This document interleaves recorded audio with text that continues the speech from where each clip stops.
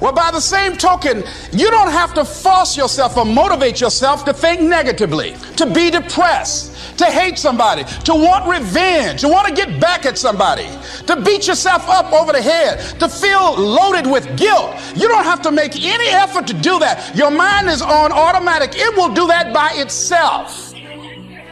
But if you want to begin to move into your own personal greatness, if you want to begin to really enjoy a happy, successful, healthy life, you've got to be willing to go against the tide. You've got to be willing to harness your will and say, in spite of this, I'm in control here. I'm not going to let this get me down. I'm not going to let this destroy me. I'm coming back, and I'll be stronger and better because of it. You have got to make a declaration that this is what you stand for.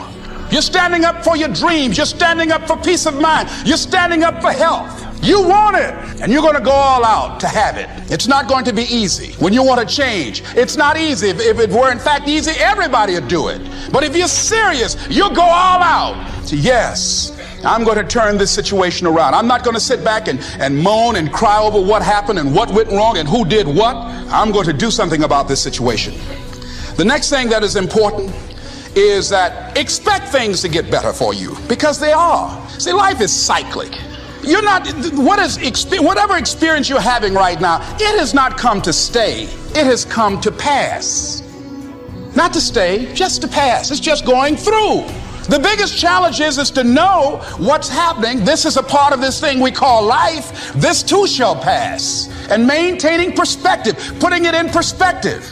Discipline is like a set of magic keys that unlocks all the doors of wealth, happiness, sophistication, culture, high self-esteem, pride, joy, accomplishment, satisfaction, and success. The first key to discipline is awareness of the need for and the value of discipline, and especially the discipline to make the changes. What will it take? What must I do? And what must I become to get all I want from my life? The second key is the willingness. More than that, the eagerness to maintain your new discipline deliberately, wisely, consistently. And the third key to discipline is the commitment to master the circumstances of your daily life, to see and harness the opportunities to make something of the sun and the rain, the good as well as what comes in the guise of misfortune. Discipline does many things, but most important of all is what it does for you. It makes you feel better about yourself. Even the smallest discipline can have an incredible effect on your attitude. And the good feeling you get, that surging feeling of self-worth that comes from starting a new discipline, is almost as good as the feeling that comes from the accomplishment of the discipline. Second, a new discipline immediately alters your life direction. You don't change destinations immediately. That is yet to come. But you can change direction immediately. And direction is very important. Third, discipline cooperates with nature. Everything strives. It is a common life function. How tall will a tree grow? As tall as it can. Everything strives to become all it can possibly be. And that striving to become is what discipline is all about. Disciplining ourselves to fulfill our natural potential to become all that we can be. And finally, discipline attracts opportunity. Opportunity is always looking for ambition and skill in action.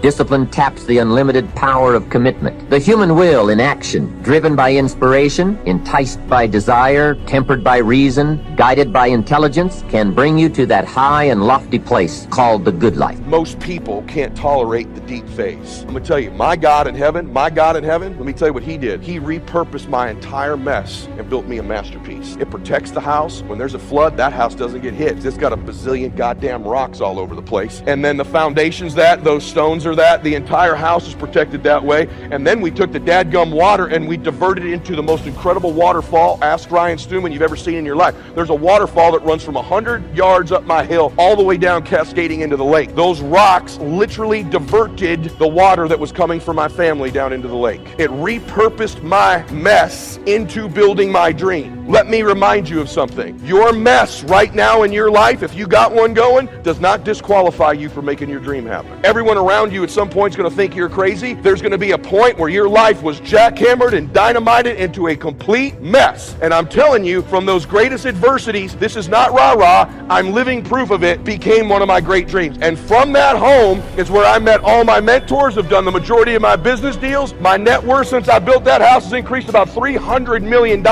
from that mess, right? I tell you that I tell you that because that's going to happen for you. You got to be able to bend time. Man, do you hear me on this? There's a few things I know in my life, and I know what I'm telling you is right. Now, you better be able to do all the things you don't want to do as long as you can, so you can do all the things you want to do. You got to do all the things you don't want to do as fast as you can, so you can do all the things you want to do for as long as you can. Because you got 8 years left. Time's clicking. My life changed on time when I was 30 years old. You have anybody in your family that you resemble? You have like someone like, you look like your uncle or your auntie. You have anybody like that? Yes or no? Some of you? Mine was my Uncle Mike. It's my godfather. I'm Italian. It's kind of a big deal. It's my dad's only brother. He passed away walking through the Waldorf Astoria Hotel in the lobby at 50 years old of a massive heart attack. I went back to his funeral, and when I went back to his funeral, on the way back, the Oprah Winfrey Show was on TV. I'm going to give you a tip right now. There's a thing in your brain, I write about it in my book, called the Reticular Activating System. It's called the RAS. It's the part of your brain that keeps you sane so that you don't notice all the stimulus in your life. It filters into you that which you're deeply convicted of or which is important to you. You will literally see, hear, and feel things that you would not otherwise see when something is very important to you. Let me prove it to you.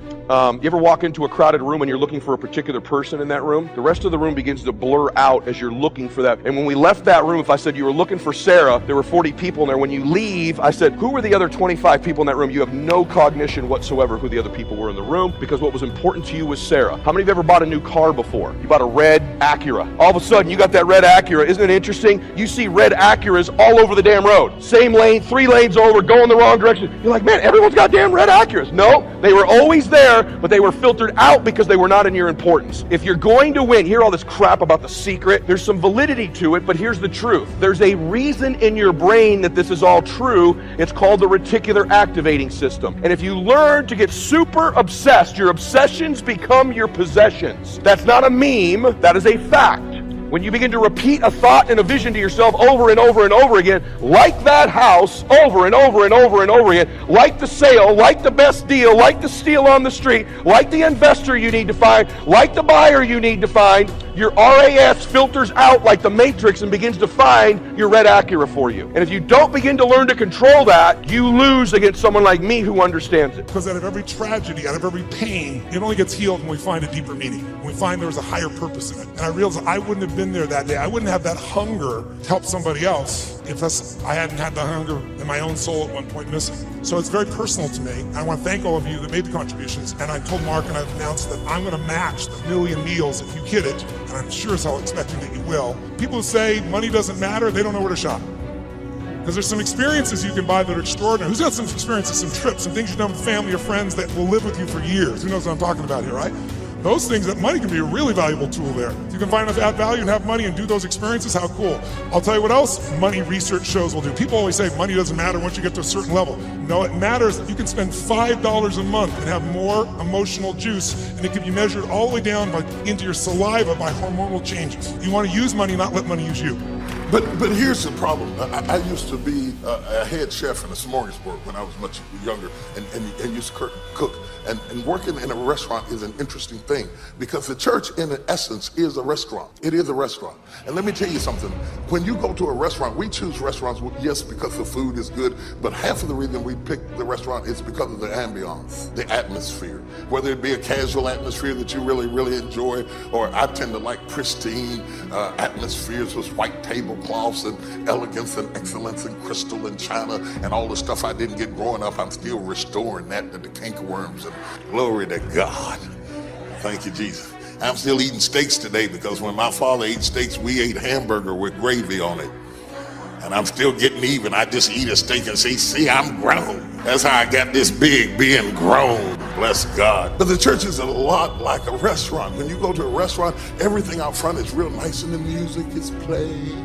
And the violinist or the singer is singing over in the corner, and you got the white tablecloth, and you got the crystal goblets and the china, and everybody's putting their, isn't that something about putting a napkin in your lap? That's when you know you really have arrived. When the service is so good that somebody just comes up and just puts a napkin all in your lap. First time they did that, I thought they was getting fresh, I thought, now, of course I've been on the road a while, but anyway, let me get past that. And so you're having this, maybe I should have stopped it tonight. I don't want to mess you up. But you have this great experience in the restaurant. But that's not how it is in the kitchen. In the kitchen, you got leftover lettuce heads over in the corner that you got to throw away, and you got stuff bubbling and boiling and cooking and spilling over, and people are yelling at one another. I said, bring the soup. It's behind. We got to get out front and say, may I help you? It's not like that in the kitchen. In the kitchen, all hell is breaking loose